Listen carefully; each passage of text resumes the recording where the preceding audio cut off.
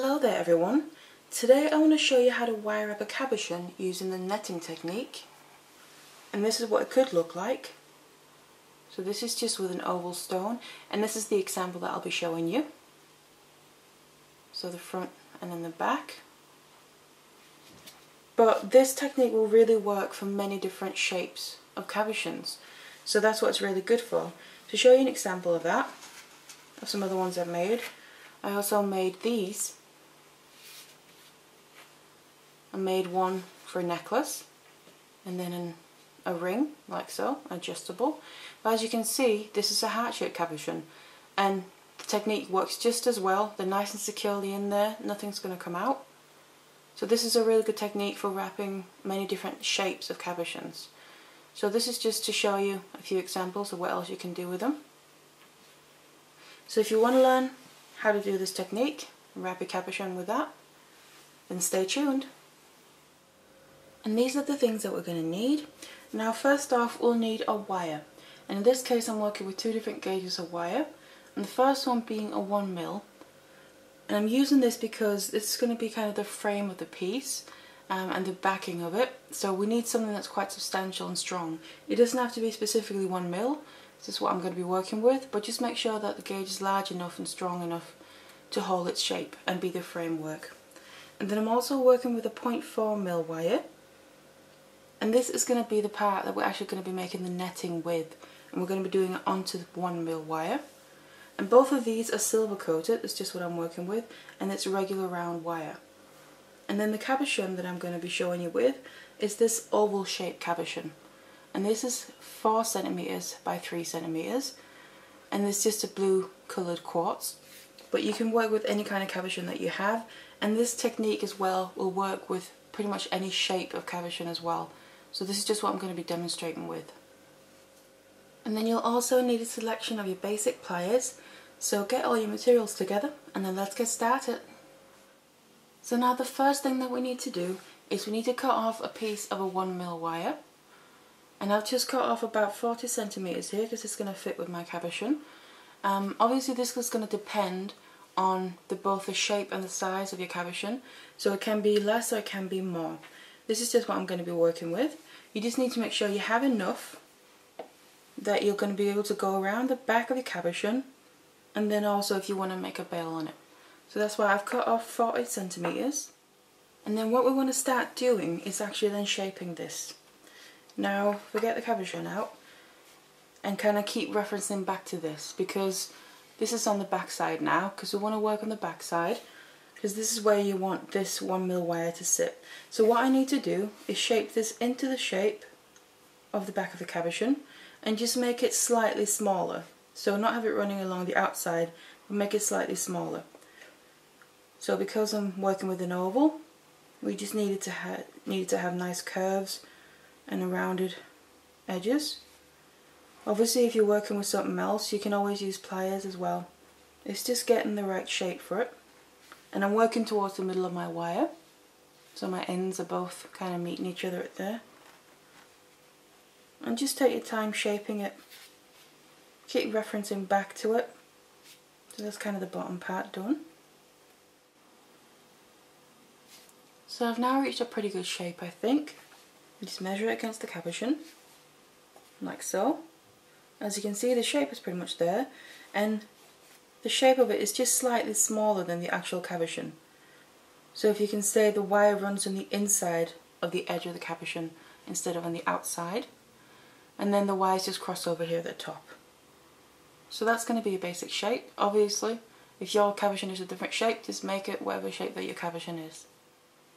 And then now what we need to do is sort out our wires here at the top, because at the moment they're crossing over each other, but we want them to come straight up from the cabochon, kind of side by side, so that's what's going to end up forming the bail. And to do that, I'm going to keep holding it like this, just so it'll give me an idea of where I need to bend my wires.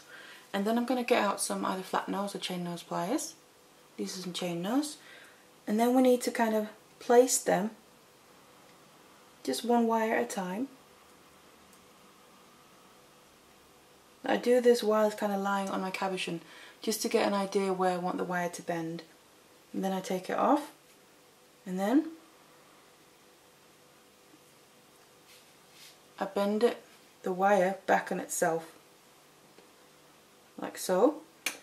So we get an angle there. And then I'm going to do the same thing with the other side.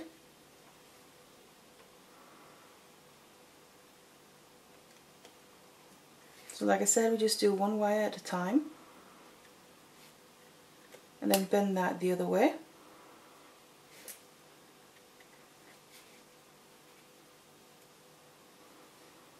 Like so.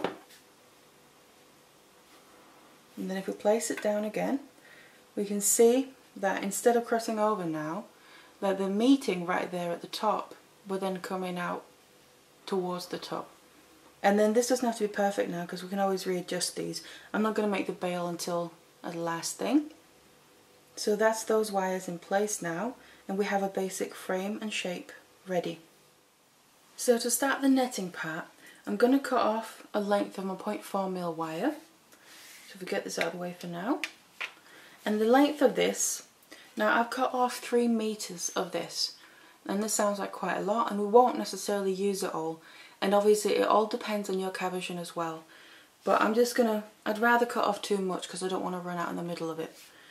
So I'll cut this off, and then the 3 meters that I'm working with, they're not all going to go for the netting because I'm kind of starting from 1 meter down. And then that 1 meter I'm going to use for the bail. So what I'm going to do first is I want to kind of attach these two where the wires meet together so they stay in place. So I work my way from 1 meter down, and that meter is going to be what I'm going to use for the bail, like I said. And then start attaching it to my 1mm wire. So just wrapping it around a couple of times. Just gently, so try not to lose the shape. Like so. Right there where the wire is bent. And then to make sure that these two are fastened together and don't move, I'm going to cross over to that wire and just wrap them together. Just a couple of times as well.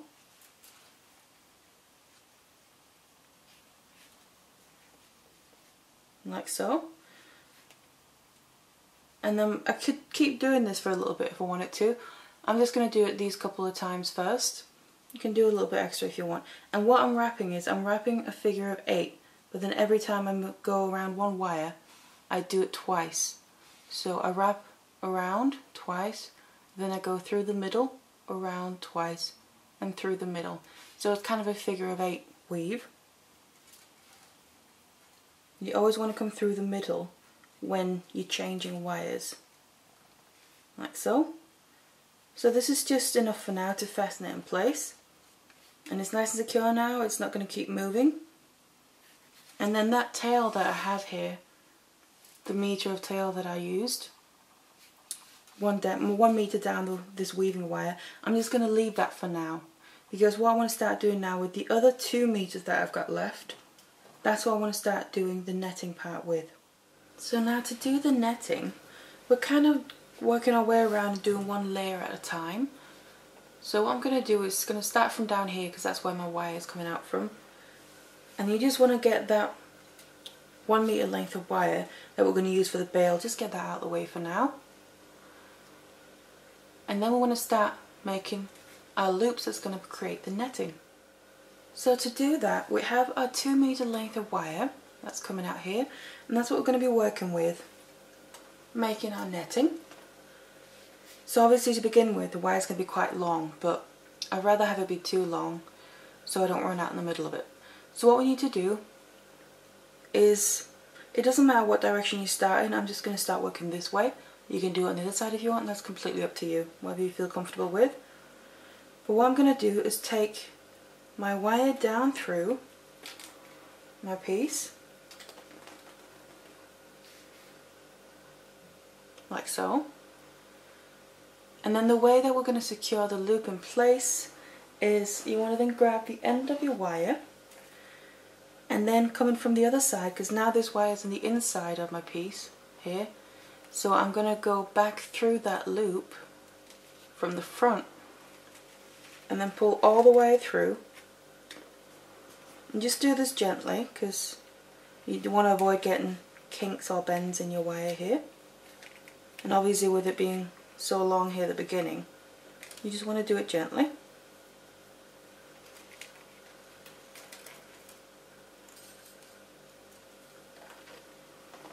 Like so. So you now basically have your wire looping around the basic frame. And then now all we need to do is tighten this so it becomes the size that we want it to be. Now the size that you make sure it loops, again, is completely up to you. In the piece that I showed you in the beginning, the small hats, because the cabochons are quite small, if they're small, I like to make the loops quite small as well, just to get it really fine. You could also make the loops quite a bit bigger. Like with this cabochon, it's a bit larger, so I'm going to make the loops a little bit bigger on this one. And then a little tip that I like doing is you can just pull it tight with your hands.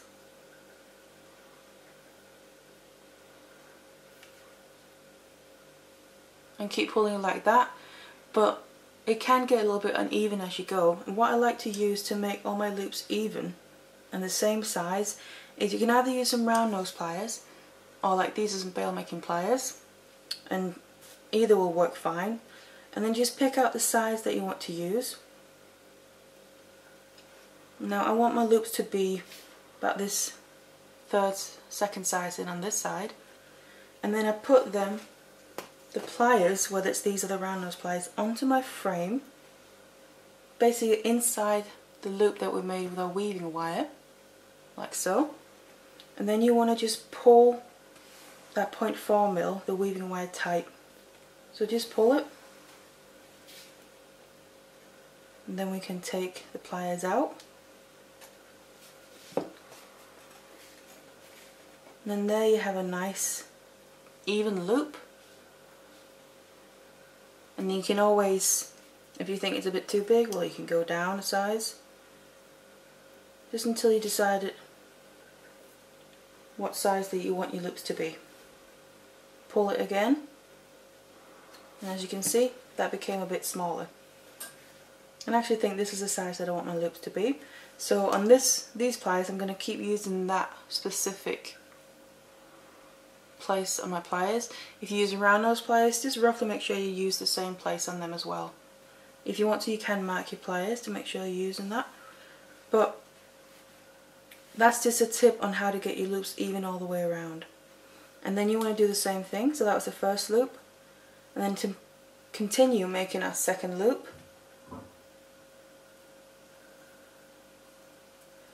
I'm going to get my end again, and then put it back through the middle of my frame again. This is what I'm going to be doing every time.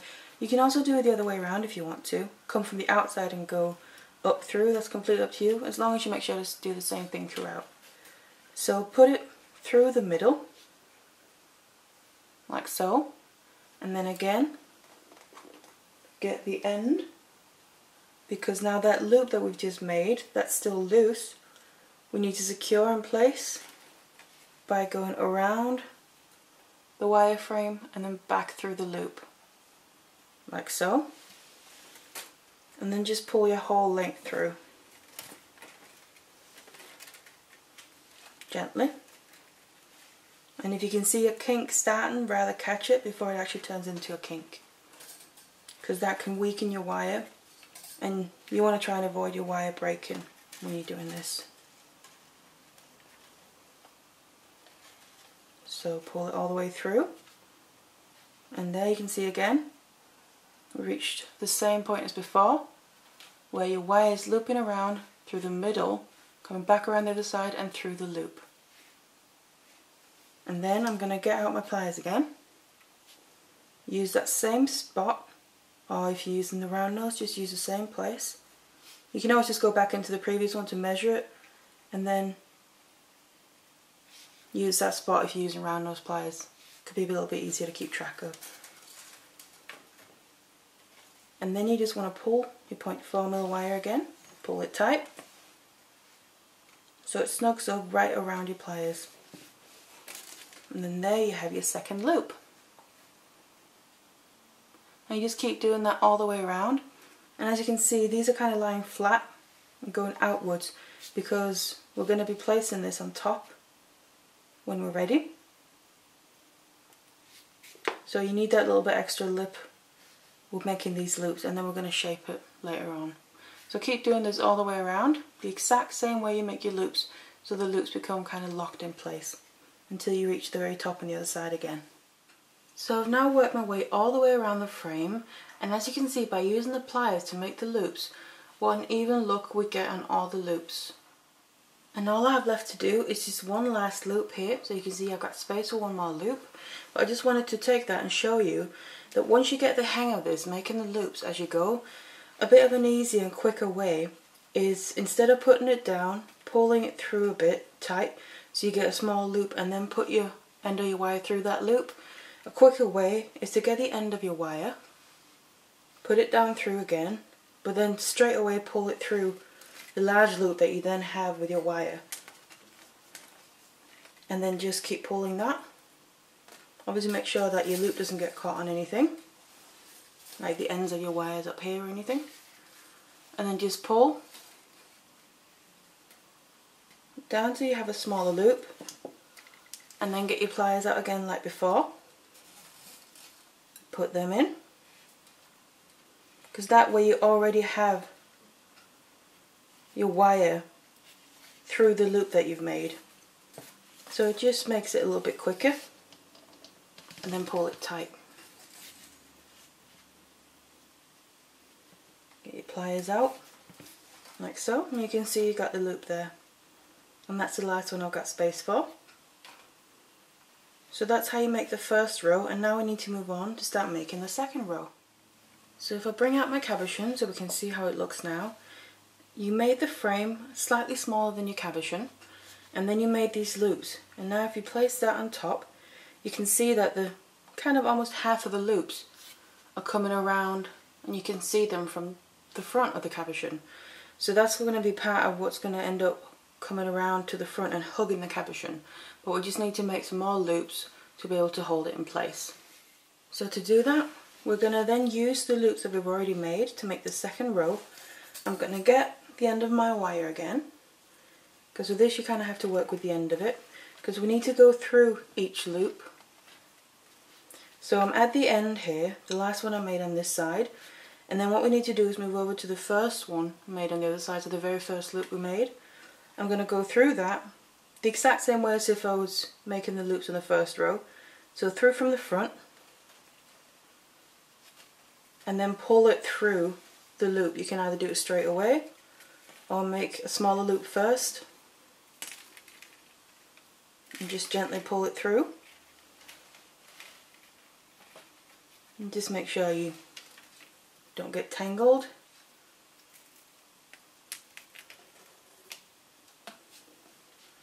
And then by pulling it, you're getting it smaller and smaller, and then you just, once it gets smaller like this, you just want to do it gently. What I like to do is kind of hold my finger over it a little bit to help secure the wire, because you don't want to pull it too out of shape. What you've already made, the loops you've already made, but not the loop that you're making now either. So pull that, and you want to pull it so it gets about the same size as the loops you've already made. So that's now the beginning of your second row. And you just keep going back to the end of your wire. So that's the first loop we made. Now we need to move through this next available loop on the first row and pull it through. So remember to always, when you put your wire through a loop or through the frame in the beginning, then the loop that you make with the wire, always pull the tail back through that, because that's how we're going to kind of secure the loops in place.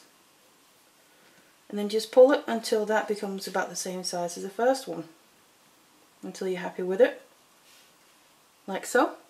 So that's two now, and you just keep moving around. These are obviously just sat above the ends of my large wire here, but it's going to get easier as you move across, and easy as well as your wire gets shorter and shorter to work with. But how large you make these loops, it's completely up to you. Like here I'm making them fairly large. You can make them even larger than this. They're still going to hold in place. You can also make them smaller, like I did on the cabochons I showed you in the intro, the heart ones.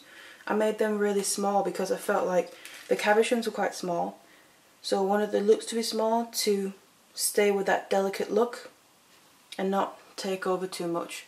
But here I feel like this size loop is going to fit well with the cabochon that I'm using. So how large you make the loops is completely up to you. But you just continue like this all the way back around again until we meet up with the beginning of this row. So I've now gone all the way around again to make my second row, and I reached right at the beginning where I started that second row. And what you can do is, if you find that your loops are going to be a bit uneven or they're not that well rounded off, you can go back in and just adjust them, whether it's your round nose pliers or pliers like these, whatever you're using, and just gently round off the edges of them if you need to. So you can go back around and do that just to get them perfected, like that. Then when you're happy, then that's your second row. And now it's about time that we bring in the cabochon properly. So as you can see, you now have even more around your cabochon. And what we need to do now is actually start shaping your netting around there. Now how many rows you do, again, is completely up to you, the same as the size of your loops. It all depends on your cabochon really. Now this one I've got is not very thick, so hence why I'm going to be doing one more row, and then that's probably going to be my last row, because that's what's going to be enough to capture it and hold it in place. Whereas if it was a thicker cabochon, you might have to do another 2 rows. It all depends on the materials that you're using, so what cabochon you're using and that. So that's just up to you what you need, but otherwise we need to then start shaping this. So to do that, like I said, I'm going to get my cabochon out, place it where I want it to sit, so in the middle, like so, and then we just need to start bending in the loops that we made to shape them around the cabochon like this. So it starts getting the right shape of the cabochon, like so. And you can always turn it around, check it from the back, check that it sits properly in the right place, so it's quite even all the way around, and then just keep shaping it until you're happy.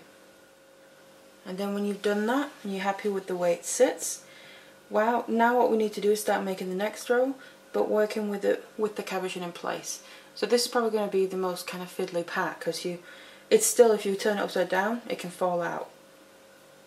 So you just need to hold it in place with one hand while you're then working alongside making your next row. And then gradually the more you make, it's going to get captured in place more and more, and eventually you won't be able to flip it over and then it comes out.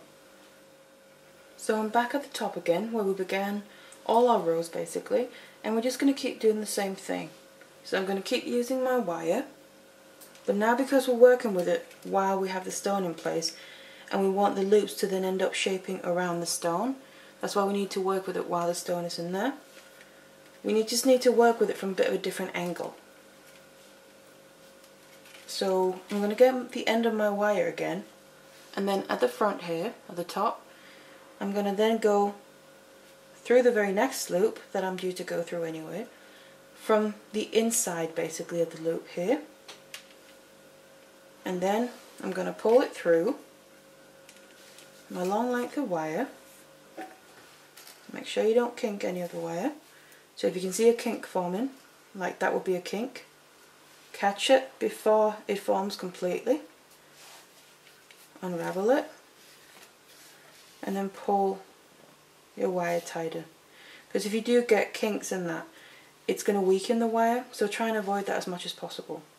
And then when you have a little loop, something like this, you need to get the end again to go back through, like so. And if you're in doubt, you can just have a look at your previous loops, what direction your wire is going. So that's why I just looked at mine. I'm coming from the inside of the loop, going through, and then back through the loop towards the center to lock the loop in place, and then just pull that through.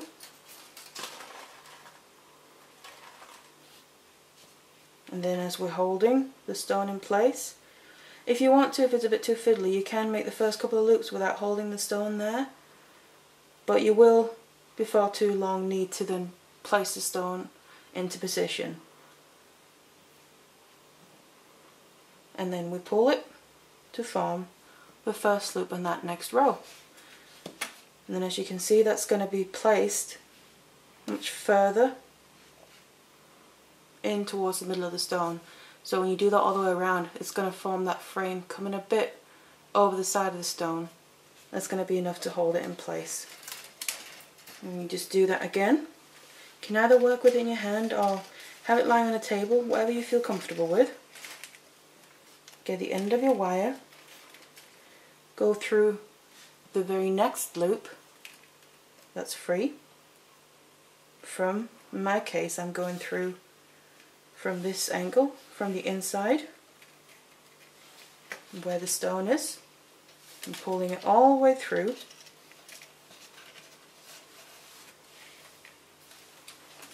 Avoid your kinks, straighten out your wire.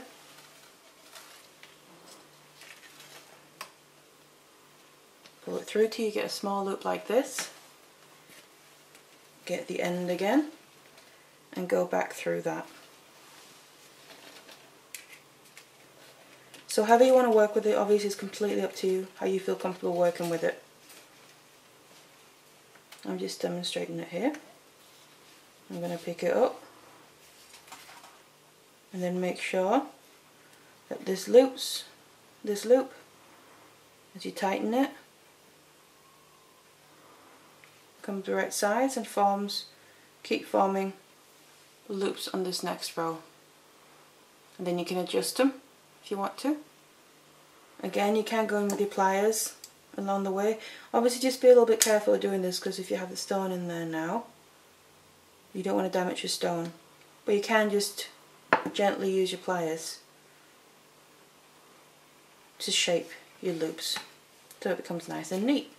And you just keep going like this all the way around, and then it's going to gradually tighten up more and then end up holding the stone nicely in place, so it's not going to be able to pop out.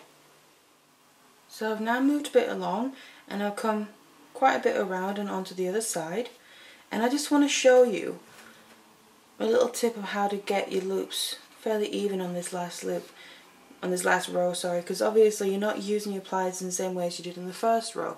So it's just my way of doing it. You'll probably find your own rhythm and your own way and technique of doing it, but I just want to show you how I do it. So I put my wire through the loop just like we've done the whole time, and then put it back through the loop that you just created with that, so the large loop, and while it's still fairly large I like to put it through. And then what you'll find is right down here where your wire's coming out from the previous loop and then towards the end of your wire that you're working with, what I do is make sure that comes underneath and the other one comes over, and then this is how I pull it. So what I'm pulling kind of goes behind the piece that's coming out from your previous loop,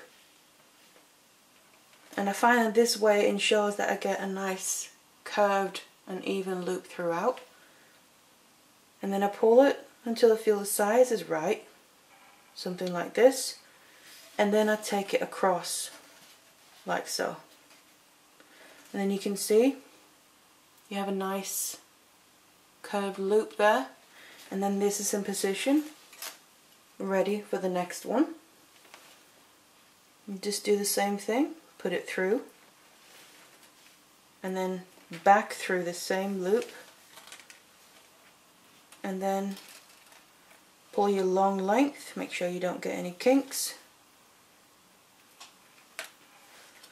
and then make sure that this wire that you're pulling goes behind where it's coming out from the previous loop, and then just gently pull it until it's got the right size, and then you pull it across like so. That's just the way I do it. I find works best, but you'll probably find your own method and your own technique. So this is just to show you how I do it. But keep finishing off the end up until you reach the beginning of that row. So I've now continued all the way around and I've met up with the beginning of the row. So as you can see, if I flip it over, the cabochon is now nicely fastened in there. It's not going to come out because it's held nicely and securely in place by this netting around the side and a bit towards the front of it. And then we have that frame at the back that holds it on the back. So now I've met up with the row at the beginning again, and all that's left to do really is finish off this wire that we've been making the netting with. Now the length that I did in the original beginning was about 2 meters I said to work with. Obviously that is just a rough guideline because it all depends on what materials that you use. Now for this, it's turned out to be more than what I needed. I have a fair bit left, but I'd rather work with too much than run out somewhere along the middle of it and then have to worry about trying to add in new wire or start from scratch. So it's just a rough guideline. If you've got much smaller cabochon, obviously you'll need less wire to begin with. So now I want to finish it off. The way that I do that normally is just somewhere around here. I just want to kind of loop it around a bit and just find somewhere to kind of tuck it through, poke your end through. This is just so we can actually cut it off and it stays in place. That's all I'm doing.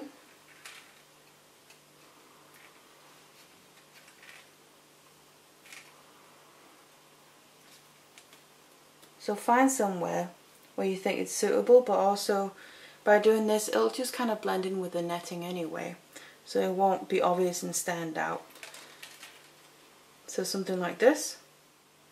And you can do this however much you want to, loop it around a couple of times or so, and just so it blends in with the netting. And then when you feel like it's secure enough, get your wire cutters.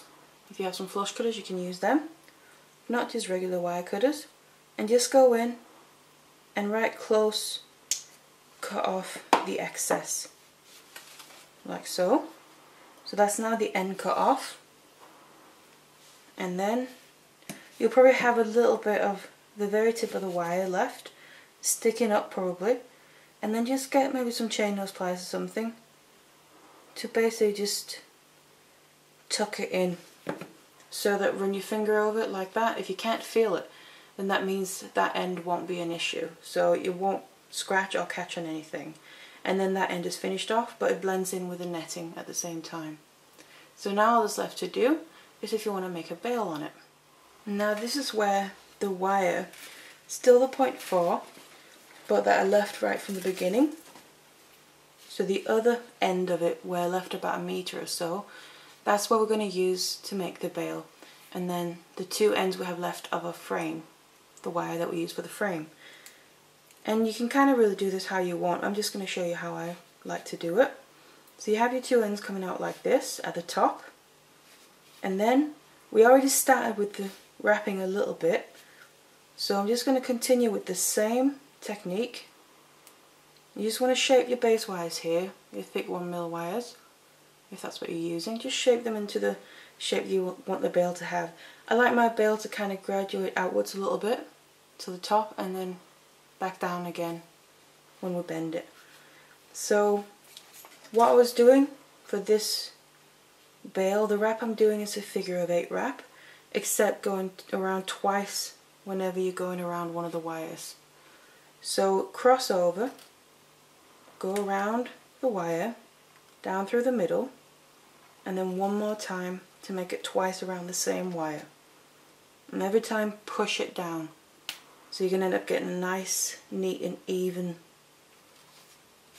looking bail with your wraps. And then we're down through the middle, cross over to the other side, around that wire, come down through the middle, and one more time to do it twice around that side. Like so. Back around the other side, down through the middle, and do it twice. And that's really all there is to it. That's how I like doing some of my bails. I think it gives a really nice look. And then obviously whatever shape you want your bail to have, you can also just have your wires coming straight up and down. If you want the graduation a little bit, just make sure that as you're wrapping, that your base wires have the shape that you want the bail to have. So like so, keep doing that. So I've now kept wrapping my bail, and what I've done is, like I said, I graduated outward first, and then once I hit to the point where I want that to be kind of the top of my bail, I started going inward again to then meet the wires back up at the bottom. And that's just going to give a nice different look. Like I said, you can just keep them straight if you want to. And then now what we need to do is shape the bail. Now to do this, what I normally like to just do, something easy, you can get out a pen. Just something really that's the size that you want the bail to be. So anything you have will work. And I like to put that behind. And first off, I like to just push the bail forward a little bit, because it's kind of coming from the back, as you can see. So just push it forward just a little bit. And then place your pen a bit down, halfway down, a bit further down than halfway. And then you want to bend this backward around the pen, like so. As you can see, and that'll form the basic shape of your bail. And then you can always adjust it depending how you want it to be. Now I obviously want the bottom where you stopped wrapping, you want that to come in and meet up with basically where you started the bail. So that's the only thing. Make sure you press it in so them two places meet up, and then you have the shape of the bail there, and it looks like this from the front. So you don't have to do it like this, like I said, but I just like doing that graduation. It gives a nice different look to it. And then now we need to do is secure the bail in place. So I keep using this wire that I've been weaving with the bail. Whatever I have left, I use that tail, and then now it's just a matter of securing this to the back of the stone basically, or to the point where the frame is meeting up, or the beginning of your bail is meeting up. So really where you think it'll look nice, it'll blend in, to wrap it. And you just, I'll go back through again just to make sure that it blends in, and I'll wrap it on the other side as well.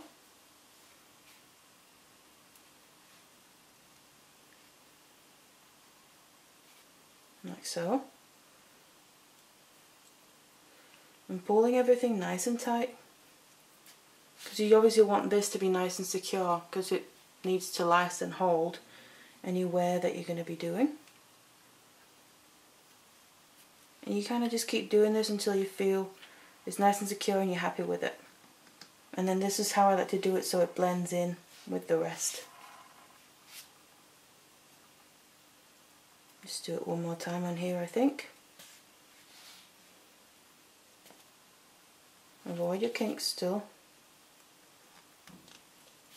Like so. Wrap it around again to then be able to finish off the end.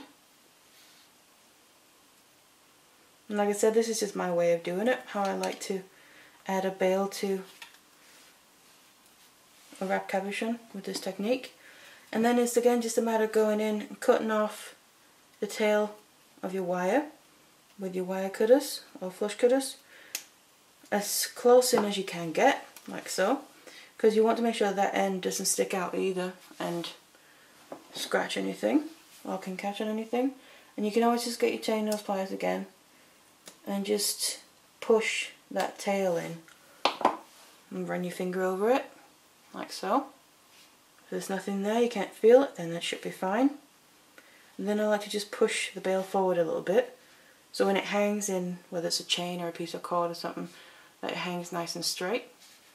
And then all that's left to do is just finish off these last two tails. And then to finish them off, what I like to do is, instead of just cutting them down and then having rough ends of wire, I like to just make a feature of them on the back, because it's always nice that you've made something and the back looks nice as well, so in case when it hangs and it flips around, the back looks nice as well. So what I like to do is get my flush cutters or wire cutters and go in and cut down the ends How long you want to cut them down is up to you. It all depends how you want it to look. But I would cut them down to something roughly like here. So this is maybe 3 to 4 centimeters I've got left of tail then, and I'll cut them both at the same time to make sure they get the same length, like this. And then I'll get out some round nose pliers then, and then I'm just going to basically curl these up on the back just to finish them off. So I'll do one at a time. Go in and grab the end of the wire with pretty much the end of my round nose pliers, just to get the spirals started as small as possible. That's just my preference. You obviously still want to be careful with your stone if you're working with a stone or whatever cabochon you're using, and just spiral it upward like this. The same thing on the other side. Because you cut them the same length at the beginning, you'll ensure that they get as even as possible, really, rather than cutting one and creating it and then cutting the other one guessing the length of it. The likelihood is you won't get them the same length then. So something roughly like this, you can adjust them until you're happy. And then you have also a nice little feature on the back there. And like I said, you can make them however you want to. You can make them larger, more of a feature of them, or just a little feature at the top here. And then there you have your finished wire wrap cabochon using the netting technique with a bail as well. And I think both the front and the back looks nice. And like I said, you can use this technique for pretty much any shape of cabochon that you have. Like I showed you, I've used it for a heart shape as well. So this technique is really good for different shapes of cabochons. So I really hope that you enjoyed this, and thank you very much for watching.